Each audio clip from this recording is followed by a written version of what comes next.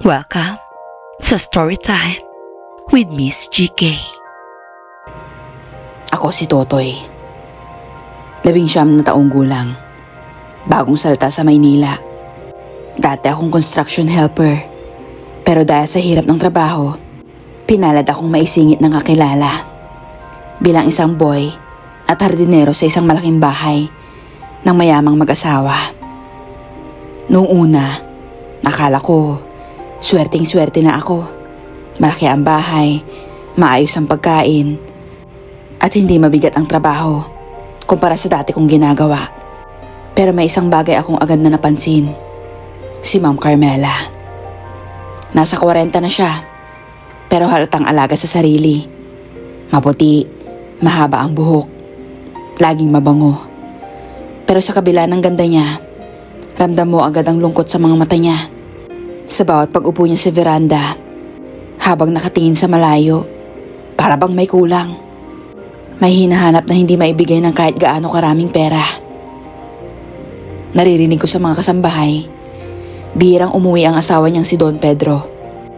Abala raw sa mga negosyo at sa mga babaeng nilalakad. Kaya siguro si Ma'am Carmela, laging tahimik, laging malungkot, at laging mag-isa. At wala din silang anak ni Don Pedro. Isang gabi, pagkatapos kong magdilig ng halaman, napansin kong nakaupo siya sa gilid ng garden. Hawak ang baso ng alak. Nilapitan ko siya para magpaalam na tapos na ako. Totoy, tawag niya. Mahina. Parang may bigat ang bawat salita. Yes po, ma'am. Pwede bang huwag ka munang umalis? Samahan mo muna ako dito. Nakakainip kasi mag-isa. Nagulat ako. Pero naupo rin ako sa di kalayuan. Tahimik kaming dalawa. Hanggang siya na ang unang nagsalita. Alam mo ba, minsan, naiinggit ako sa mga simpleng tao. Kahit walang marangyang bahay, basta buo ang pamilya, masaya na. Hindi ko alam kung anong isasagot. Tiningnan ko lang siya. At doon ko napansin, tumulo ang luha niya habang nakangiti. Pasensya ka na, Totoy. Hindi ko naman dapat sinasabi to sa'yo. Pero ikaw lang kasi yun nandito. Kinabahan ako. Gusto kong sabihin, Ma'am, hindi po ako dapat nakikinig sa mga problema niyo. Pero iba ang lumabas sa bibig ko. Nandito lang po ako, ma'am, kung gusto niyo na makakausap. Doon nagsimula ang mga gabing ako na ang tagapakinig niya. Habang tumatagal, hindi na lang salita ang hinahanap niya, kundi presensya at init na matagal na niyang hindi natitikman mula sa asawa niya. At doon nagsimula ang lihim naming apoy. Mula nung gabing iyon sa garden, naging madalas na ang tawag sa akin ni Ma'am Carmela. Kapag nag-iisa siya sa veranda, ako ang pinapaupo niya sa tabi. Kapag nasa sala siya, ako ang inuutusan niyang mag-abot ng alak, kahit kaya naman niyang kunin. Unti-unti kong naramdaman, hindi na lang akong boy sa mata niya. Para bang ako na ang naging libangan niya, kausap niya, takbuhan niya kapag mabigat ang gabi. Isang hapon, pinapunta niya ako sa kwarto para ipaabot ang isang kahon na hindi niya maabot sa itaas ng cabinet. Nakaduster lang siya noon. Habang nakaakyat ako sa silya, ramdam kong nakatingin siya sa akin. At doon nagsimulang kumabog ang dibdib ko. Pag-abot ko ng kahon, nagpasalamat siya at ngumiti. Pero imbis na tumayo ako agad, hindi ko maialis ang tingin ko sa mga mata niya. At doon, parang may kuryenteng dumaloy nang bigla niyang hawakan ng braso ko. Totoy, mahina niyang bulong, parang may tinatago. Bakit ho, ma'am? Halos nag-crack ang boses ko. Salamat ha, kasi nandiyan ka lagi. Hindi mo alam kung gaano kalaga yun sa akin. Gusto kong umurong. Gusto kong sabihin, trabaho ko lang po ito, ma'am. Pero hindi ko magawa. Maya-maya, unti-unti niyang binitawan ang braso ko. At doon ko naramdaman, may hinihintay siya. Kinagabihan, Hindi ako mapakali. Sa kama ng maliit kong kwarto, paulit-ulit kong iniisip ang mga mata niya, yung hawak niya, at yung malambot na tinig niya. Guilt ang una kong naramdaman. Pero kasabay noon, may apoy na nagsisindi sa loob ko. Kinabukasan, nag-umpisa na ang maliliit na bagay. Ang madalas niyang paghawak sa kamay ko kapag may iaabot. Ang paglapit niya ng sobra para lang may masabi sa akin. At doon, may paparating na hindi ko kayang pigilan. Minsan, kapag tanghali, tulog ang mga kasambahay at walang tao sa bahay. Ganon din ang araw na iyon. Tahimik. Parang ako at si Ma'am Carmela lang ang gising. Pinapunta niya ako sa sala para buhatin ang isang flower vase na gusto niyang ilipat. Nang mailagay ko na, bigla niyang sinabi, "Totoy, pagod ka na ba? Upo ka muna rito sa tabi ko." Hindi ko alam kung bakit sumunod ako. Umupo ako sa tabi niya. Doon siya nagsimulang magkwento ng mga alaala niya. Kung paano siya naiiwan mag-isa gabi-gabi. Kung paano nakakalimutan na siya ng sariling asawa. Habang nagsasalita siya, tumulo ang luha niya. Hindi ko alam kung saan ko nakuha ang tapang. Pero dahan-dahan kong inabot ang kamay niya. "Ma'am, huwag kayong iiyak. Hindi kayo nag-iisa." Tumingin siya sa akin, diretso sa mga mata ko. At doon ako kinabahan. Para bang may hinihintay siyang mangyari. At bago ko pa may balik ang kamay ko, bigla siyang lumapit. "Totoy," bulong niya. Halos nagmamakaawa. Hindi ko na alam kung sino ang unang gumalaw. Basta sunod na naalala ko, nagdikit na ang labi namin. "Ma'am, bawal to," bulong ko. "Alam ko, pero kailangan kita, Totoy. Kailangan kita ngayon." At doon ko napagtanto, hindi na ito basta hawak o titig lang. Tumawid na kami sa linya na hindi na pwedeng balikan. Gabi na iyon, wala ulit ang asawa ni Ma'am Carmela. Nag-out of town daw para sa negosyo. Tahimik ang buong bahay. Tulog na ang mga kasambahay. At ako na lang ang naiwan sa garden matapos magdilig. Lumapit siya sa akin. Suot ang puting nightgown na nagpapaningning sa kanya sa ilalim ng ilaw ng veranda. May hawak siyang baso ng alak. Pero halata kong hindi alak ang nagpapapula sa pisngi niya. "Totoy, samahan mo muna ako. Ayoko mag-isa ngayong gabi." Sumunod ako. Naupo kami sa sala. Magkalapit. Hanggang sa bumigat ang katahimikan. Nagtagpo ang mga mata namin. At bago ko pa maiwas ang tingin, siya na ang unang lumapit. At doon, tuluyang bumigay ang depensa ko. "Ma'am, baka po may makarinig."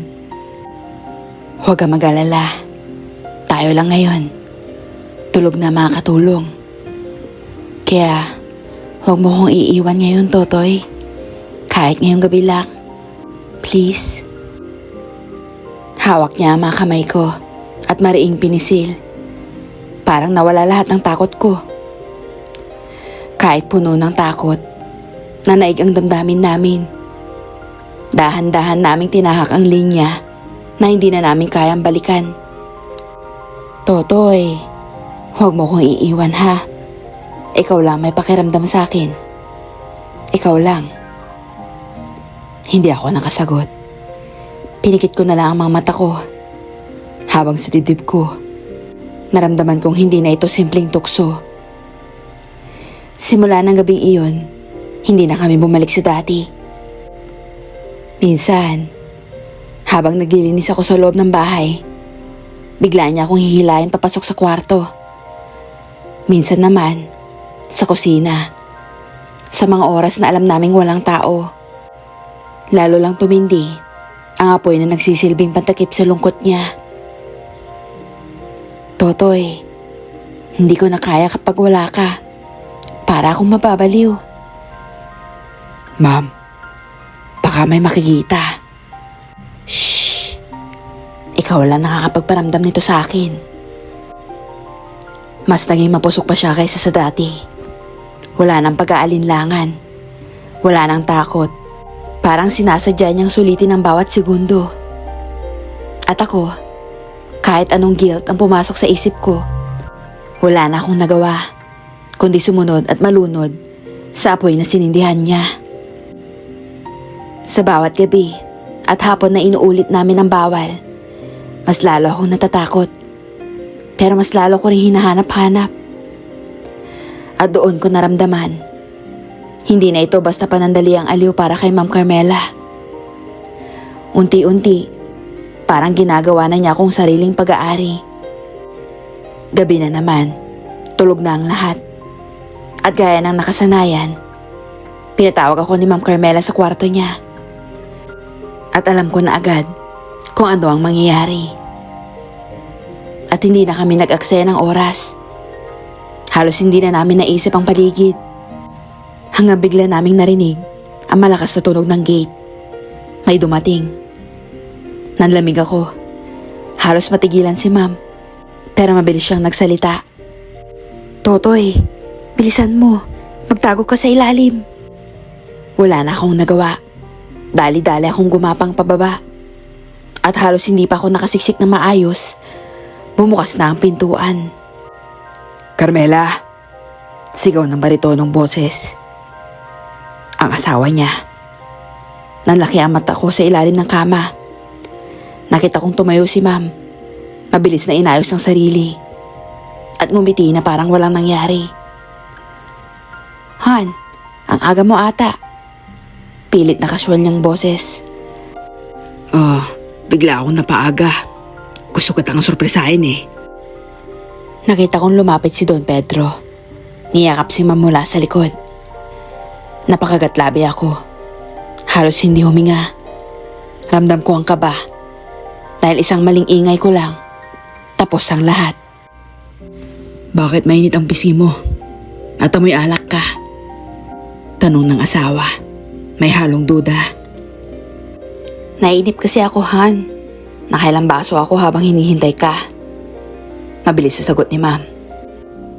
Nagtagal pa ang ilang minuto ang usapan nila. Habang ako ay halos mamatay na sa kaba sa ilalim ng kama. Hanggang sa marinig ko ang utos ng asawa. Matulog na tayo, Carmela. Gusto kitang makasama ngayong gabi. Nanlaki ang mata ko. Paano kung dito mismo sa kama mangyari? Pero mabilis mag-isip si Ma'am. Han, pwede bang sa guest room muna tayo? Mainit dito sa kwarto. Hindi gumagana yung aircon.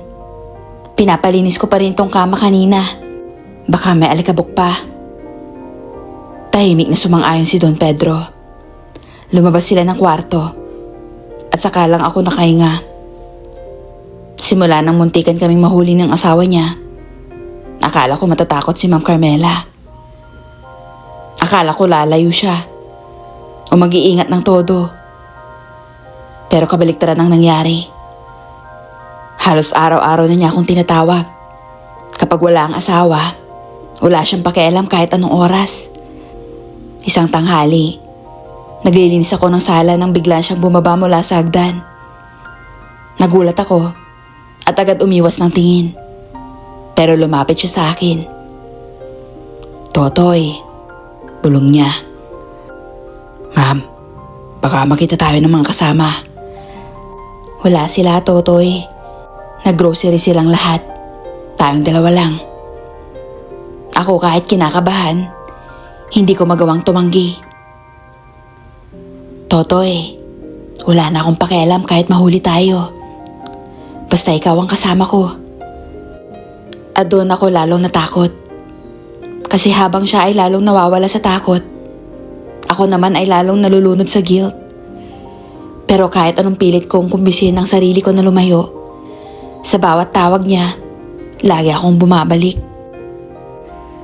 Pagkatapos ng mga linggo ng palihim na apoy, dumating din ng araw na bumigat na sa dibdib ko ang lahat. Hindi na ako makatingin sa salamin nang walang bumabalik na tanong sa isip ko. Hanggang kailan? Pero sa bawat halik ni Ma'am Carmela, naririnig ko rin ang tinig ng konsensya ko na niloloko namin ang asawa niya. At mas lalo, niloloko ko ang sarili ko. Isang hapon, nadatnan ko siyang naghihintay sa kwarto. Nakaupo siya at ngumiti nang makita akong pumasok. "Totoy, halika na. Miss na kita." Pero hindi ako gumalaw. Nanatili lang ako nakatayo sa may pinto. "Ma'am, kailangan na po siguro nating itigil to." Kumunot ang noo niya at mabilis siyang bumangon mula sa kama. "Anong ibig mong sabihin?" "Masyado na pong delikado. Halos mahuli na tayo noon. Hindi po tama to. Boy lang ako dito. Kayo ang may bahay." "Totoy." Lumapit siya. Hawak ang mukha ko. Pilit akong pinapatitig sa kanya. "Huwag mo akong iiwan. Huwag mo sabihin yan sa akin." Iniiwas ko ang tingin ko. May halong pakiusap. May halong desperasyon. "Ma'am, baka mas lalo tayong mapahamak.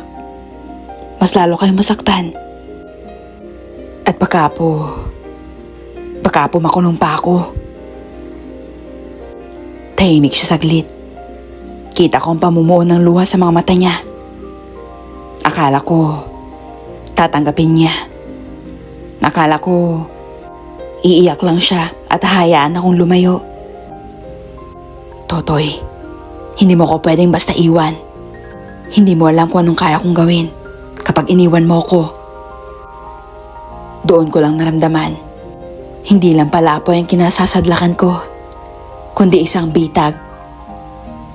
Nakatitig ako sa kawalan. Tinatanong ang sarili ko kung paano ako makakawala. Simula nang sabihin kong gusto ko nang kumalas, halos hindi na ako mapalagay. Tuwing tatawagin ako ni Ma'am Carmela, iniiwasan ko. Kapag nag-aabot siya ng mga utos, mabilis kong tinatapos at umaalis agad. Pero parang lalo lang siyang naghahabol. Isang gabi, pagod na pagod ako mula sa trabaho sa bakuran. Pero bigla siyang lumapit habang nagliligpit ako ng gamit. "Totoy, bakit kaya umiiwas itong mga araw na to? May kasalanan ba ako sa'yo?" Hindi ako makatingin. "Ma'am, kailangan ko na pong magpakatino. Baka mahuli tayo. Baka..." Bigla siyang lumapit at hinawakan ng braso ko na mahigpit. "Hindi kita kayang bitawan, Totoy. Naiintindihan mo ba yon?" Umiling ako. Pilit kong inaalis ang kamay niya. "Ma'am, mali ito. Alam natin pareho na mali ito." Ngumiti siya, pero hindi iyon ang ngiting nakasanayan ko. May kakaibang lamig. May halong banta. "Kung talagang iiwasan mo ko, Totoy, baka mapilitan akong sabihin sa asawa ko na pinilit mo ko. Alam mo naman kung ano mangyayari sa'yo kapag naniwala siya." Nanlaki ang mata ko. "Ma'am, huwag naman ganyan. Alam niyo naman pong hindi ko kayo pinilit." Mas lalo niyang hinigpitan ng kapit sa braso ko. "Kaya nga, huwag mo kong iiwan. Kapag sinubukan mong lumayo, sisiguraduhin kong tapos ang buhay mo. Naiintindihan mo ba?" Wala akong masabi. Para akong natuyuan ng dugo. At doon ko lang tuluyan naramdaman, hindi na ako malaya. Lumipas sa mga linggo na parang wala akong sariling desisyon. Kapag gusto niya, lalapit siya. Kapag ayaw kong magpadala, may kasabay na tingin at bulong na nagpapaalala ng banta niya. Parang wala na akong sariling buhay. Hindi ako makatulog na maayos. Hindi ako makakain ng tama. Laging may kaba. Laging may tanong. Kailan ako mauhuli? Kailan matatapos to? Isang gabi, dumating ang magpapayanig lalo sa mundo ko. Nung sinabi ni Ma'am Carmela Nabuntis siya. Totoy, buntis ako. Kaya hindi mo ako pwedeng iwan. Hindi mo kami pwedeng iwan na magiging anak natin. Ma'am, paano pag nalaman ni Don Pedro? Paano pag nalaman niya na hindi siya ang ama? Lalo tayong mananagot. Ayoko pong makulong, ma'am. Ako na ang bahala sa asawa ko. Tandaan mo ang sinabi ko. Kapag naglaho ka, masisira ka ng tuluyan. Parang pako ang bawat salita niya na tumutusok sa utak ko. Hindi na ito pagmamahal. Hindi na ito kasiyahan. Isa na akong bilanggo. Mula sa pagiging simpleng boy, nadurog ako sa gitna ng isang malungkot na misis at apoy na hindi ko nakontrol. Hindi ko alam kung ano dapat kong gawin. Masyadong komplikado ang sitwasyon.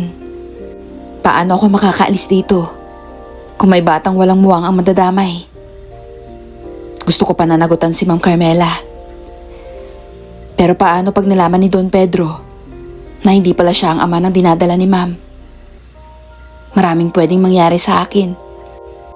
Kung tatakbuhan ko naman ang responsibilidad ko kay Ma'am, siya din ang gagawa ng hakbang para hindi ako lalo malayo sa kanya. Kung kayo ang nasa kalagayan ko, isang binatang nagkamali, natali sa isang lihim na mapanganib, at ngayon ay binabantaan ako, ano ang gagawin ninyo? Sana matulungan niyo po ako at mapayuhan kung anong dapat kong gawin. Hanggang dito na lamang po. Lubos na gumagalang. Totoy.